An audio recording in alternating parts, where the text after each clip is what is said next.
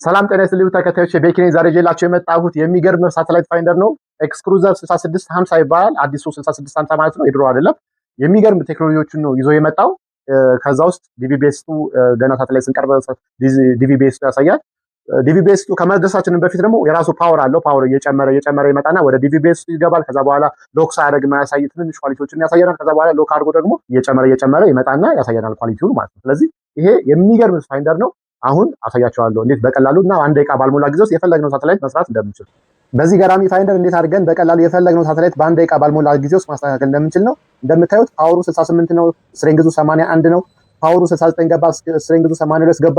እንግዲህ ዲቪቤስቱ አላመጣም። ሳተላይቱ እንቀርባቸዋል እያላችሁ ፓወሩ 70 ገባ፣ ስትሬንግዙ 82 ገባ። ስለዚህ 82 ከገባ የኳሊቲ ማምጣት አለ። የትንሽ ኳሊቲዎችን አሳይ ዲቪቤስቱ ማምጣት ጀመረ። እንደምታዩት ነው። ዲቢም ወደ 47 ዲቢ 4.7 ዲቢ 6 ዲቢ እያሳየን ነው ማለት ነው። ስለዚህ ይሄ ፋይንደር በጣም ፓወርፉል የሆነ ፋይንደር ነው።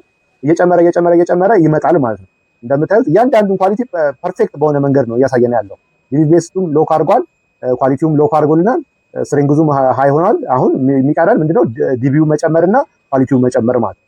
ስለዚህ በዚህ አይነት መንገድ የፈለግነው ሳተላይት በቀላሉ ማስተካከል እንችላለን። ይሄን ፋይንደር ከኛ ገዝታችሁ ካልተመቻችሁ ብራችሁን እንመልስላችኋለን። በጣም የሚገርም ፋይንደር ነው።